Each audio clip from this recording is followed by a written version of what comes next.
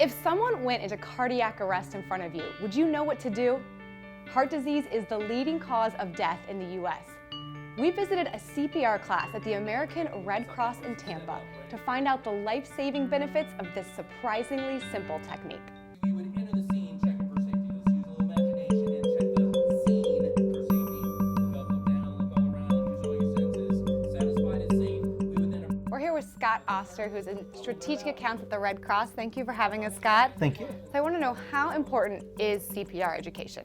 CPR education is very important. Over 40,000 people a year die from cardiac arrest in the United States, and only about 22% actually know good quality CPR.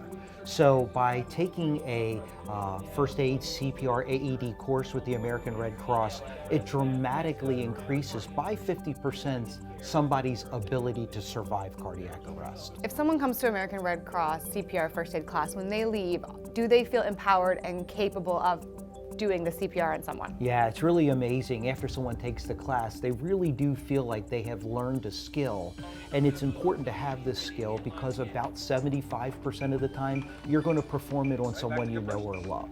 So Really? It is important to have that skill. Wow, okay. So tell us a little bit about the things we have behind us here. So some of the things that additionally we provide are something like a first responder bag. So a lot of organizations will have first responder teams in their offices, and then having a first responder bag is very important.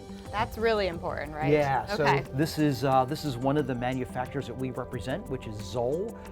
This is an amazing AED that also has the ability to coach you in your CPR. As you're doing the compressions, it's going to make sure you're doing them at the right speed and the right depth. And these, they talk you through what you need to do, so you shouldn't be afraid of them? Yeah, so actually this particular unit not only has a metronome or a little bouncing light with pictures, it also has the text and it speaks to you at the same time. So it's going to communicate with you at a variety of levels to try to take a very intense situation and try to keep you as calm as possible.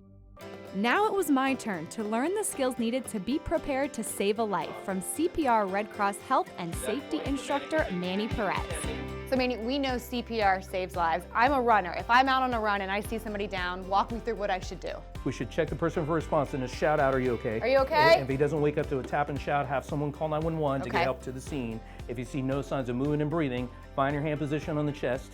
Lock your hands together, shoulders over hands. Use your body weight to compress the chest. Hard and fast, 100 beats a minute. 120 beats a minute is the range. Allow full recoil so blood gets into and out of the heart and circulation throughout the body. We'll continue CPR until another person arrives, equal or greater training, an AED shows up, the victim shows an obvious sign of life, and the scene becomes unsafe. Are chest compressions enough, or do we need to do mouth to mouth? Breaths do help, and they get oxygen back into the bloodstream. If the rescuer is unwilling or unable to do full CPR, there's no barrier available. We should do chest compressions only until an AED and a first aid kit arrive, and then we have all the materials like gloves and breathing barriers that will allow us to give full care. Who should take CPR and first aid classes? Everybody should. Whenever there's a workplace-related duty to respond, we should give care, but even when there's not a legal obligation, by knowing the skills necessary, we can feel confident that we're giving that victim the benefit of giving care until more advanced personnel arrive and take over. So we think about CPR in adults, but if we're taking care and needing to help a child or an infant, how different is that process? Not very different in terms of the overall sequences of care. It's the same amount of compressions and breaths, 30 compressions and 2 ventilations, but we'll change the way that we give those compressions. On the infant, we'll use 2 fingers in the center of the chest to compress 1.5 inches. So enough depth to create circulation, but it's still giving cycles of 30 and 2. Is CPR certification for life, or do we need to come back and be reassessed? Every few years the standards do change, so we want to keep the public abreast of those changes. Our certifications last for 2 years.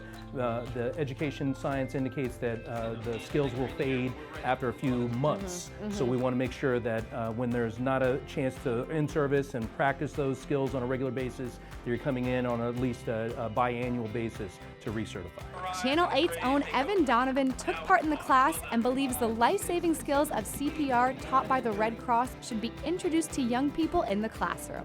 This should be mandatory teaching in every single high school. In fact, I don't understand really why it's not, because these are life-saving techniques. Undoubtedly, you will come across a situation like this at some point in your life. And I feel like it's one of those things like changing a tire or personal finance that really we should be teaching everyone. Well done, keep it up. on that recoil.